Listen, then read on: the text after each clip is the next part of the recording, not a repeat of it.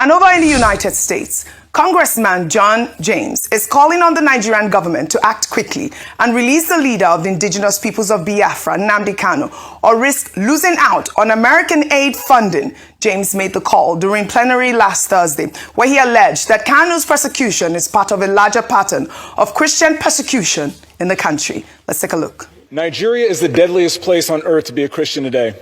Since 2019, tens of thousands of Christians in Nigeria have been slaughtered as part of a sustained pattern of religiously motivated violence by Islamist jihadis ignored or enabled by the Nigerian government. Extremist groups like Boko Haram are allowed to operate without any meaningful response from authorities. A courageous leader named Nnamdi Kanu was convicted in a farce show trial for speaking out about what's happening. He's currently serving a life sentence in prison, convicted on false terrorism charges. I implore my colleagues to support my bill, HRES 1321, calling on the Nigerian government to conduct another trial in accordance with its own constitution, based on evidence, with access to legal counsel, medical care, and international law pertaining to humane conditions of detention, or, better yet, release Nnamdi Kanu immediately and unconditionally. America gives billions to Nigeria. We will not continue to fund a Christian genocide. We have the moral obligation to stand up so our Christian brothers and sisters can worship the Lord our God in peace. With that, Mr. Speaker, I yield. Now, the federal government, Rufai, will almost certainly push back hard on this call, insisting that Nnamdi Kanu's persecution is a matter of national security and not religion. And I'll take some responses on X. Foreign lawmakers are free to express their views, but Nigeria's courts and legal processes ultimately determine cases within the country's jurisdiction. If there are concerns about due process, they should be addressed through the rule of law, not political pressure. At the same time, Nigeria's human rights record and security challenges will continue to attract international scrutiny. Dan wrote on X, U.S. legislators should focus on the issues facing their own country instead of attempting to dictate how Nigeria manages its internal affairs. Nigeria has made its position on Nnamdi Kanu clear. If the U.S. wishes to cut its aid over that, it is free to do so. Your thoughts, Rufai? See, the truth is we've always said about this Nnamdi Kanu matter is that we have always called for a political solution. Because if you have put Nnamdi Kanu in jail as they have put him now, are there no other people that have said terrible things? And like I've always said, there are many parts I don't agree with what Nnamdi Kanu said. But are there no other people that have said terrible things in this country in support of people killing others? Are there no other people? It's the unfairness and lack of balance that scares me about this country. It's the unfairness and lack of balance. There are other people too that have said other things. But those people can never be called for question in Oji. There are some people that are bigger than the state. With the level of things they have said, they can never be called for questioning. They can never be called for questioning. They can say anything and go scot-free. They can advocate for bandits. And that's the injustice Nigerians are calling out. They can advocate for bandits, and nothing, I repeat, nothing will happen to them. So that's the level of injustice we are talking about. All right. Well, secondly, for those that are saying America should face their own and everything, you to stop collecting their aid. It's now you remember you're a sovereign nation. Sovereign nation, but you are collecting, how much is the aid money? America is getting close to $1 billion. But now you remember you are a sovereign nation, but you are collecting their close to $1 billion. When you show off with the contract and say, oh, USAID provided, USAID provided scholarship, USAID provided this, and you don't know it's other people's taxpayers' money. So stop collecting. Maybe when they withdrew the aid recently, people were, no, now, it's the poor people that will suffer. Is it America that should be feeding your poor people? All right. The same country that used to lend World Bank money in the 70s. Right. Is it the same? Because you fail to realize that why these countries do these things is because of influence. Nigeria too does it. We do TICAD now, Abi. Yes, we do.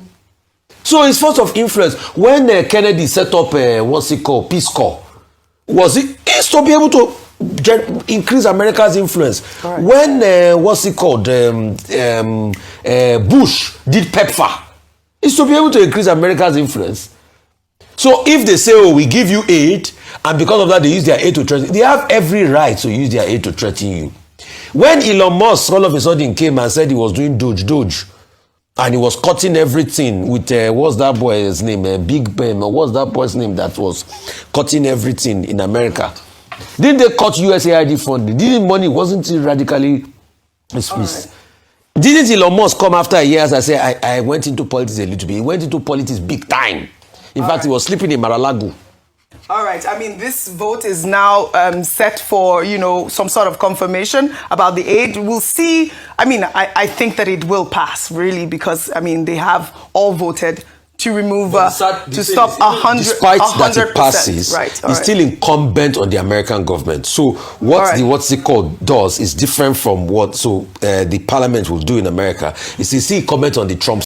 The founder of Salvation Ministries, Pastor David Ibiyome, is condemning the recent ban on preaching in public buses, blatantly describing it as a stupid law while preaching to his congregation on Sunday. Ibiyome declares that if Muslims are allowed to have loudspeakers outside mosques, Christians should be allowed to practice their faith. Let's take a look. Don't edit it to social media, man. Put it as I said it. Don't turn my words, so don't edit what I said. Put it as I said. We want peace, allow Christians alone. As we allow Muslims, also allow what? Christians. Are you aware that they say you should not preach in buses? Are you aware? That's a stupid law. Say it's a stupid law. I will not be alive, see Christ being humiliated. Nigeria has gotten so stupid. The so-called men were in assembly. I don't know where they kept their brains. Nigeria will not preach in buses. Are you aware? But you put loudspeaker outside. Nobody's talking. And Christians are keeping quiet. Hey, every Christian rise up. They attempt not to preach in buses. Tomorrow they tell not to share hands. I will never be alive to see Christianity be humiliated in Nigeria. Never. If they do it, quote me, small force will leave. Because Nigeria, if you want peace, since we allowed the Muslims to put microphone, nobody shouted, Christians will preach. If you say Christians don't preach, then they go their way, we go our way. Well, the ban on preaching in public buses has sharply divided opinion, with supporters arguing that it is a necessary protection of personal space and public peace, while opponents see it as a targeted restriction on Christian expression in a country. I'd like everyone to chime in on this. Rufai, your thoughts really quickly before. What I'll just say basically is, please, do not encroach on any other person's religious freedom, pure and simple. Yeah. The truth has to be said. Everybody has a right of freedom of religion, but where your right stops, all right, that's where the right of another person begins. Yeah. Please, it has to be said. I was making an example this morning that, yes, people go into the bus, preach, collect money afterwards.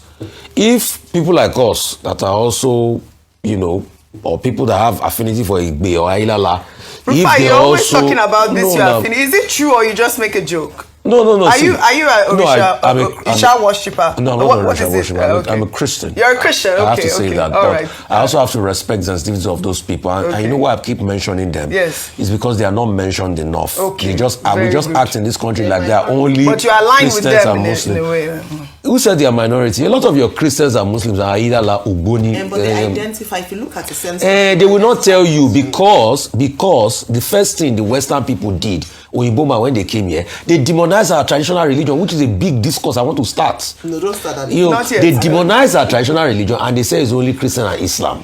All right. So, but all I'm just saying is, if somebody too that ties Igbe and come in front of boss and say he wants to also people, no, in that same bus, people will say, I plead the blood of Jesus, I plead the blood of Jesus. So please, let's just respect each other's religious inclination. That's just it. Igbe is not a devil. The traditional religion is not devil. Okay. All right, Dr. Mati, quickly, just a sentence. I just want to...